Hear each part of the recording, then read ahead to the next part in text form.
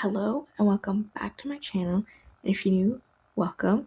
Today we are talking about a fanfiction called Something is Weird with Damien. Details about this fanfiction will be in the description below. We start off with Bruce and his perspective, and him on his way to the Batcave mentally going over everything about Damien and how strange he's become, right? Because he's thinking well, it's not just him, it's like all of them are thinking like almost like a magic button has been pressed since Damien's become 18 and now he's like really different. So Bruce is thinking, right? Eric paranoid.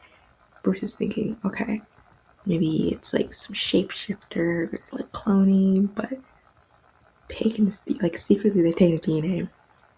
He's taking it, runs some tests, everything's fine. Like it is very clearly Damien. So now he's come to the conclusion, like, okay, he's come to the conclusion, like, okay, maybe it's like some form of like mind control or like something, right? This is not Damien because of how he is and interacts with others, right? So I like in his mind too, because of how like he looks at Damien like he's not Damien. Like when he's interacting with others, like he'll interact with Damien, he'll interact with Jason, and he'll be on like way friendlier terms than like what he used to be. And he's like, so he's thinking from perspective, this is clearly not him.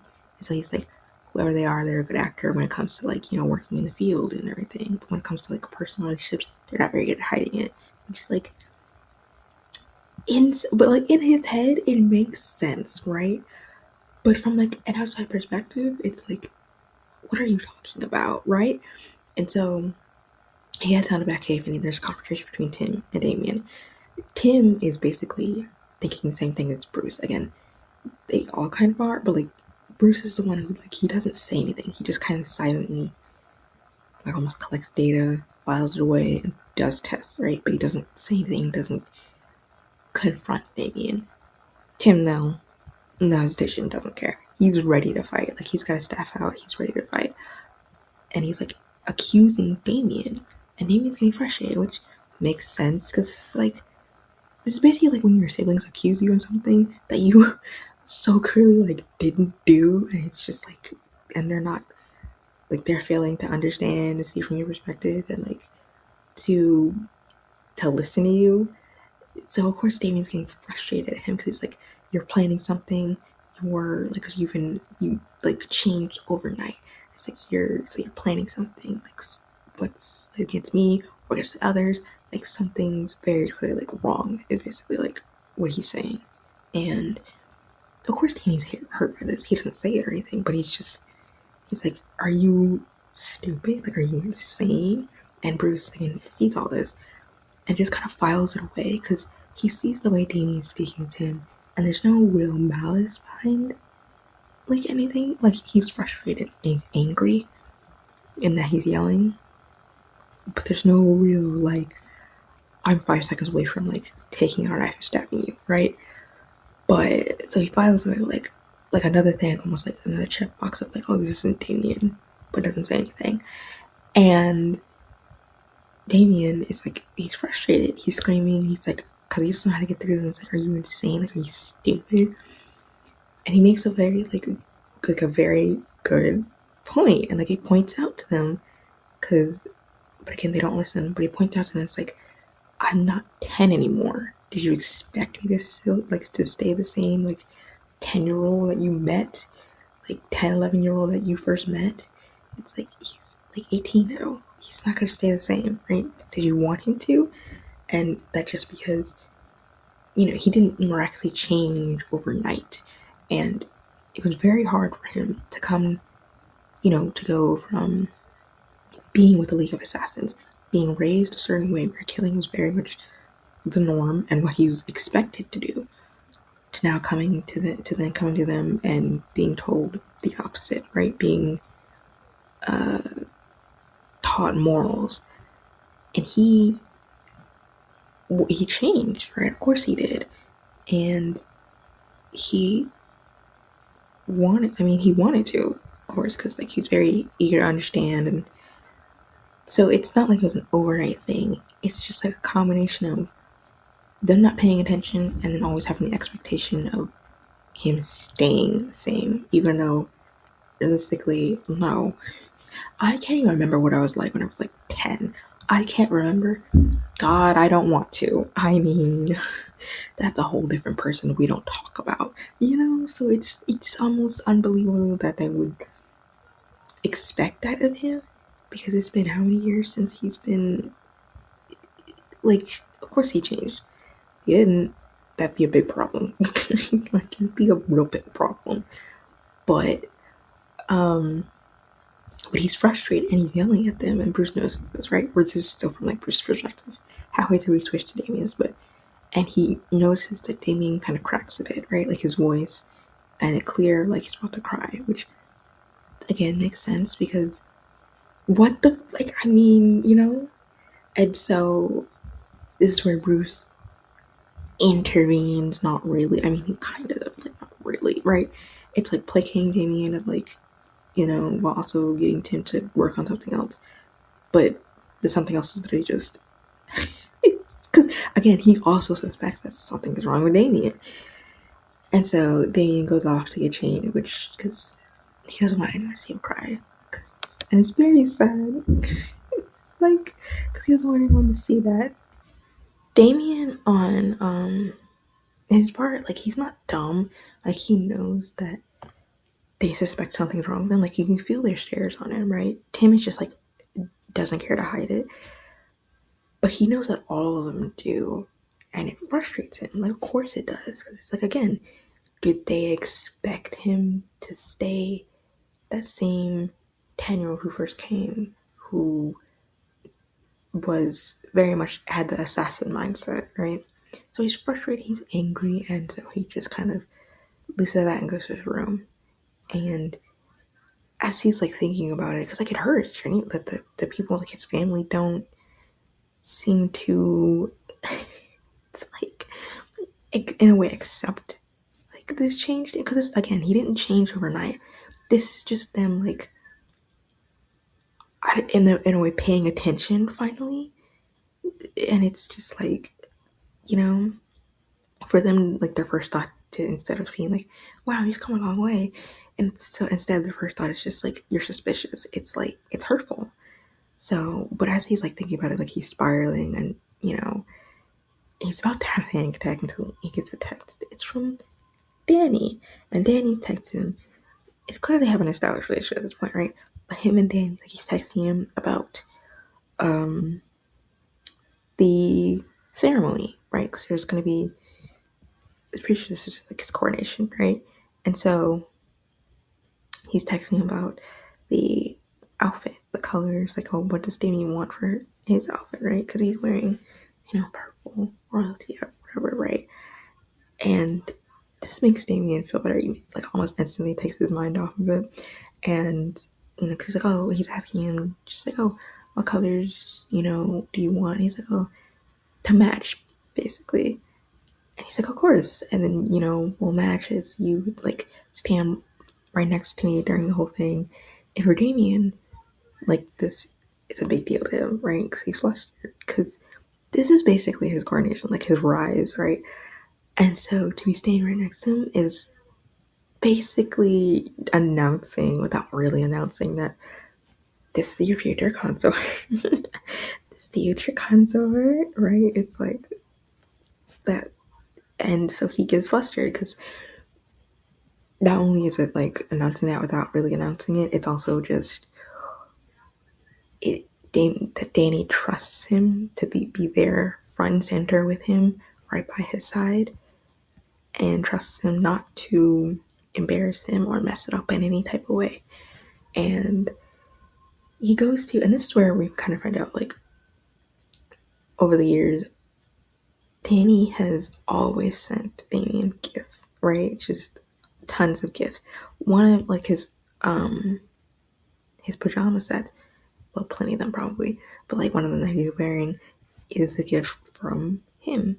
So he always sends him gifts. He always sends him things that he wants or needs. And it's not, It's not really clear how they first met or how long they've been together until like a bit later, but still.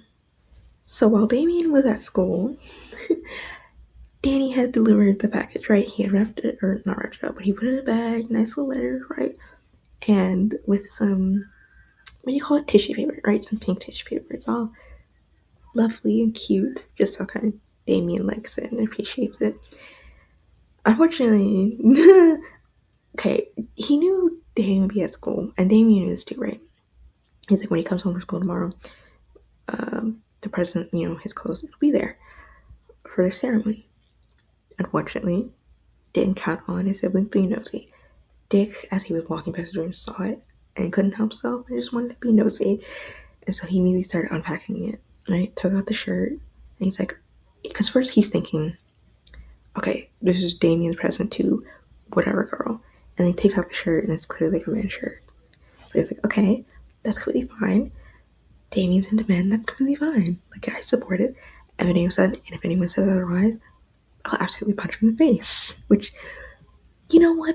Great. We love that you support it, but what are you why? And so, the earrings with it and the letter, which he can't open. I mean, he can, but he doesn't want to because he doesn't want to know that Damien went through everything, right? And it's some stylized D, which convenient because Damien. But then he sees like a little note attached to it, and it's very much, obviously, it says like, oh, with love from Danny, about like how this goes for ceremony. And so he's thinking immediately, oh no, this is like some strange stalker, right? And so he asked Alfred about it. He's like, no one came in from the mansion, like, how like I feel about like how all of them feel about this, right? And so Dick, and this is how like you can see all of them, like none of them have been paying attention to Damien over the years, right? It's just that Tim and Bruce are the ones that are like suspicious about him, but none of them are paying attention because like the thing that one thing he also thinks about as like the the present is like the wrapping as in like tissue paper being baby pink, and how he's like, oh, heads will roll because Damien would absolutely hate that. And it's like, not really. Not really. Damien would not hate it at all, but it just kind of shows like how much they've just not been paying attention, which is all. Listen, from the moment he's 18 now, from the moment he was like 10, maybe 11, you stop paying attention and thinking, oh, he's like that's still like a long ass time to not paying, you know what I mean? Especially since, I don't want to say, okay, you don't live with him, but like you see him pretty much every day, it's a long ass time to not be paying attention to something that's in front of you.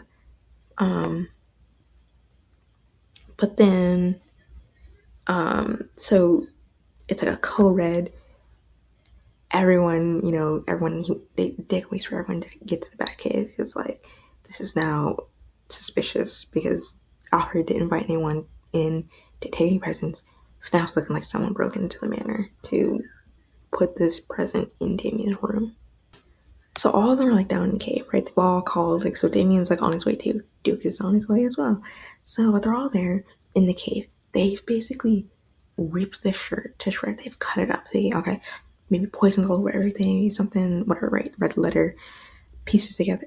Like, they're suspicious, especially since there's like Lazarus pit. Just ectoplasm.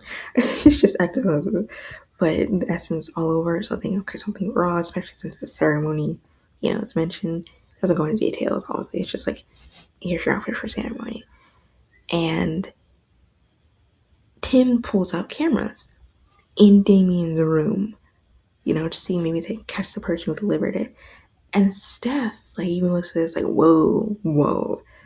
You don't think it's a little bit far? He's like, don't pretend you haven't noticed. Like, Damien's been acting strange. Like, he justifies it. Like, Damien's been acting really strange. Like, I mean, it works. It's just not for intended purposes. As if, like, he was trying to catch Damien in, like, some sort of scheme of something. I don't know.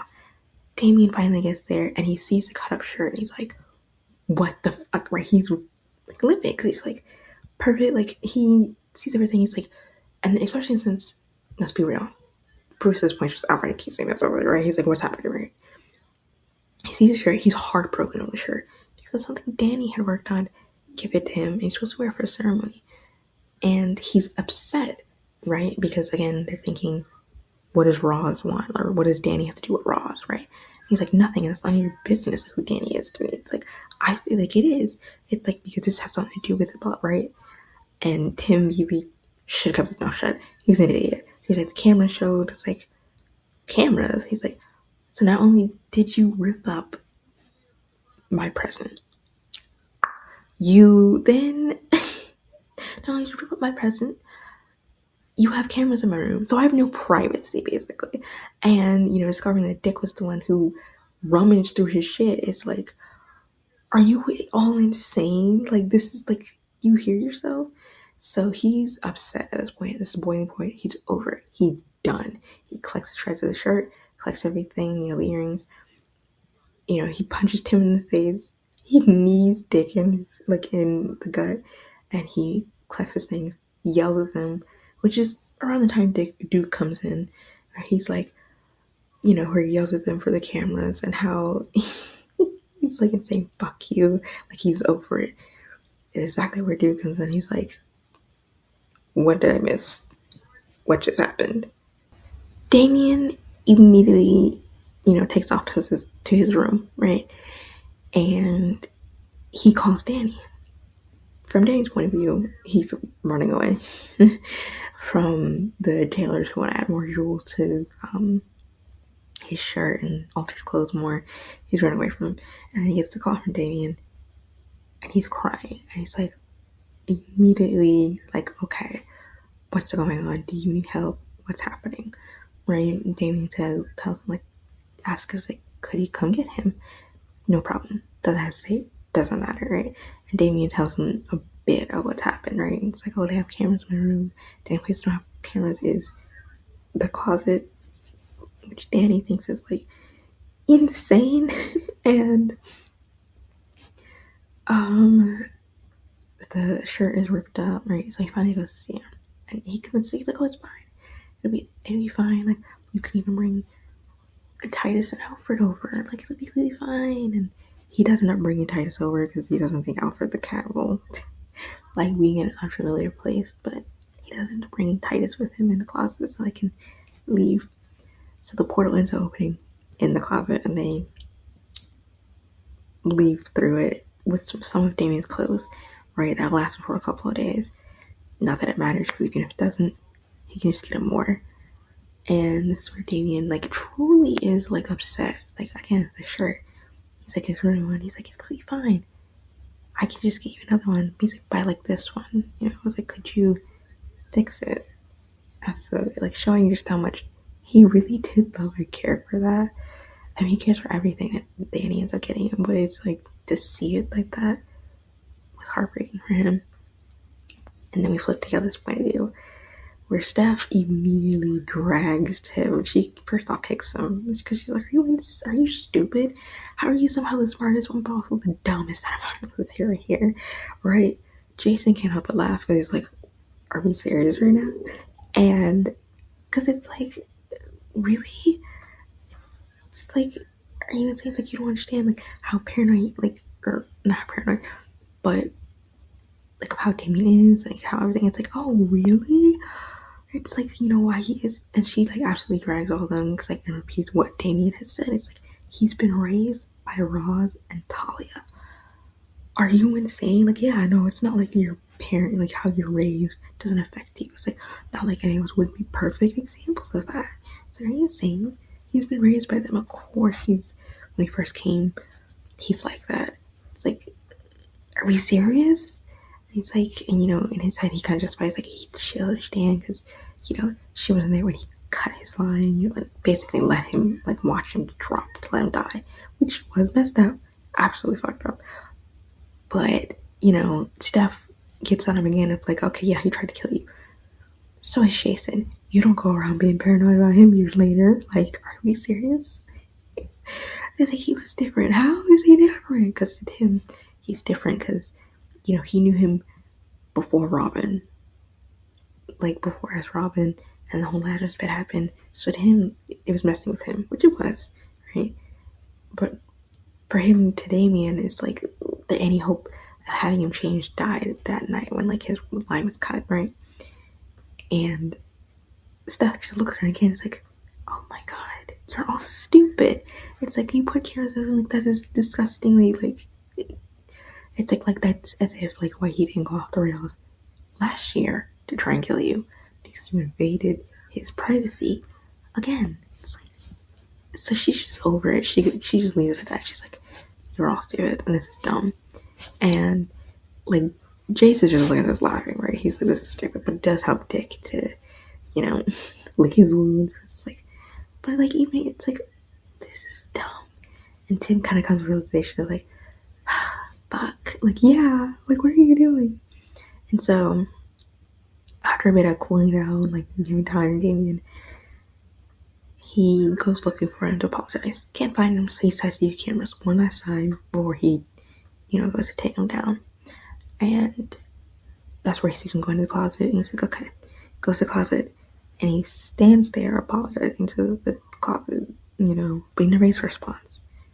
So now he's like, okay, great, it looks stupid. I've been apologizing to a closet door for 5 minutes. Fantastic. So he's like, he must be in the guard ties. So he looks at the cameras, but he sees Damien never leaves. He's like, but he's not there, like at all. So he replays it again, and he notices like some eldritch horror monster in the closet with Damien. Like there were like the cracks that's like closing and a portal behind him. So he immediately freaks the hell out, goes back down to the cave. He's like, Damien's been kidnapped.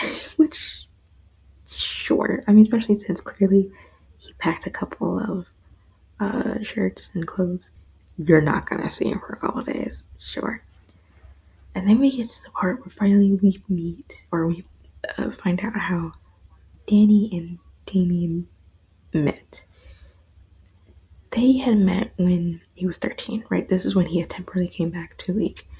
Not for any, like, choosing their side. Not really. But he feels like he owes a debt to his mother, how many times he could have died and she didn't let him. Came in clutch. But, she didn't let him die. So he feels like a debt is owed. He's really just kind of like gathering intel. That's really all this knows. But we from his side of everything that's happened at this point, right? Him and Tim never get along at all. And it really kind of got worse and worse to the point where, like, when the whole Lost in Time Stream thing happened, right? He thought he was already disappointed in himself, right? Because he and everyone else assumed he was dead, right? They thought he was. Tim was the only one who didn't give up and everything. And so when it turned out he wasn't dead, he was already beating himself up over it. Because in his mind, he's like, I didn't do good enough to save him. Even though it's like, I mean, you thought he was dead. What more could you, what do you do in that situation? Being lost in time stream is, I don't think, anyone's first, like, thought process when, like, he went missing, right? So Tim comes back, and it kind of slowly, like, it's like the weight of everyone kind of, like, Bruce kind of like being disappointed in Damien, and he feels like everyone is, because he's like being pulled in separate directions because he's not living up to everyone's expectations somehow. And it gets even worse when the reason that he had cut Tim's line, he felt that in his mind he deserved it because he had found a list where he was on it, right? It was it's Tim's like blacklist where it's like people to kill, to basically eliminate. So that's why he did it. And Dick, first part, doesn't even say anything when Damien explains himself. He just kind of looks at him like disappointed while telling him to delete the so he just tells him to delete the list, and then he just looks at Damien disappointed as if he responded that way, and he got scolded and benched for a while. But after briefly returning to the League, he learns of Roz. He learns of his disciple, right? It was already kind of like stung that Red Rock, Tim was like Ra's obsession, and now he has a new one, which is new disciple. And so now he feels like, again, like a sting of like being like not good enough, being replaced. And so what was always said, Talia, what was kind of said is that, his new disciple, he's very strong, very powerful, and like that he has eyes, glowing green, like Lazarus Pit. So that makes what makes him like stand out, like Damien noted clearly from Tim and Bruce, is that he's immortal and that he has like Lazarus Pit eyes. So he eventually does sneak in to part where his disciple is, the part of the compound that his disciple is staying in, which is Danny, and notices no guards, but there are so many servants, like twice as more, which he doesn't really understand. And he gets to like one of the training rooms and finds him. There's not a single shadow dyed in. And they immediately lock eyes because it's like, hey, like this dude with snow white hair, and just like, okay. So they immediately lock eyes and immediately start fighting, right? Because Danny reappears behind him and holds him up by his neck. So they immediately start fighting. He doesn't want to, because like he even says it. He's like, "Who are you?" It's like, he says like, "Oh, Damien." Like, oh, he's like, "Oh, the rebellious grandson," and like, he didn't like that comment. So they immediately start fighting, and of course, this was an attempt like, to like, Damien try to kill him, but because like, to eliminate like a future threat could be, and somewhere along the way, like after like round 3, he started having fun. Like he went from okay, need to get like it to okay, now this is just kind of fun, and they were both having fun. And then the bell rung, and his solo training was over, so he had to leave. But Danny, he's like, "Oh, see you tomorrow." He's like, Damien's like so caught off guard with this, so he keeps going back to him though, thinking, with the thought process of gathering information. Except he never gathers anything other than his name is Danny, and he's there because Roz,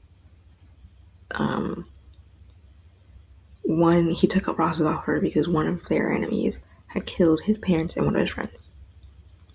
So basically, Roz's revenge of, I'll tell you like who it was, right? And as the months go on of him being there, it really does turn into like it forms. Okay, we're no longer gathering information for the sake of gathering information anymore, right? We're just getting to know each other at this point. So he finds out a bit more about Danny and why he was there, and then obviously nothing can really last forever. Eventually Danny does leave, and then Bracelet comes back. I mean, it was because he had led basically a charge against the League compound, and Damien doesn't really find this out until his mother limps in with someone helping her, that Danny was the one. And he didn't kill him, of course. He took his arm, didn't kill him, because he had threatened it, like, oh, if you attempt to do it again, it's like, ooh, we're getting a little, so, and then everything with the clone happened, where his clone of, I was supposed to say Danny, clone of Damien had,